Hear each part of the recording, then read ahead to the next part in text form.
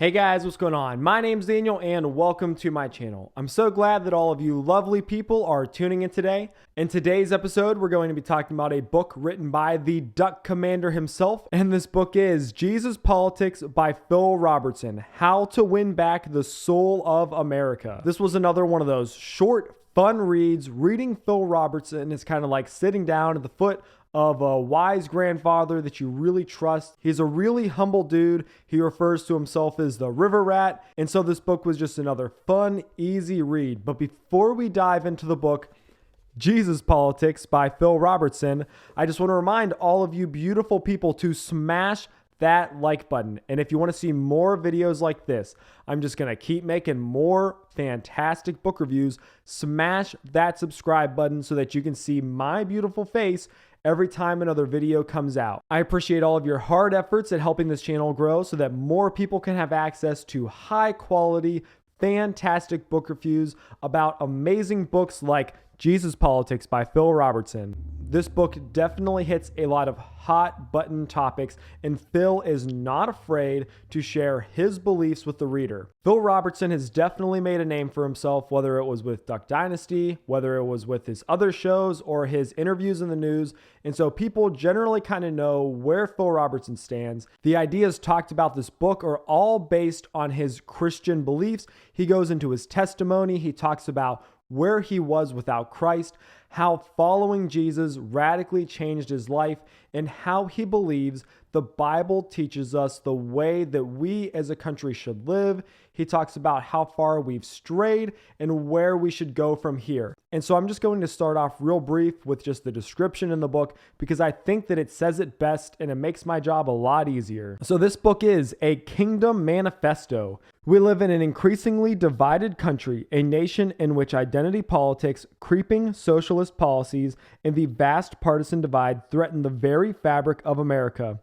After decades of political decay and losing sight of our first principles, the American people are suffering from runaway debt, increased rates of depression, broken families, moral decline, and worse. Phil Robertson has seen enough, and in Jesus Politics, he sounds a radical call for Christians to use their freedoms to vote for biblical principles and reclaim the soul of America. So the description goes on, but that is the general gist of this entire book.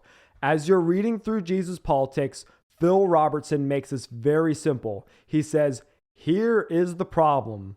Then he says, here is what I propose is the solution. So every single chapter is broken down very simply. He says first, hey, this is what I see as being the major issue concerning this area. Whether he's talking about gun rights, whether he's talking about abortion, whether he's talking about the way that the government handles finances, he says, here's what I see is the problem.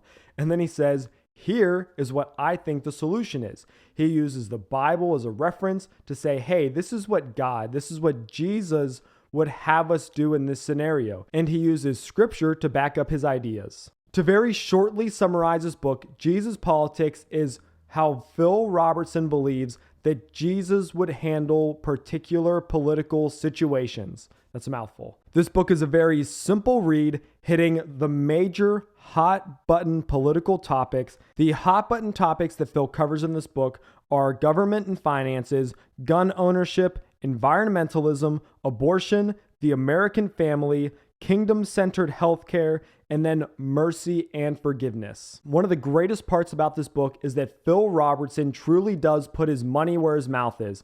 When Phil Robertson brings up a problem, he doesn't just say, you should go ahead and fix it. He says, this is what me and my family are actively doing to help.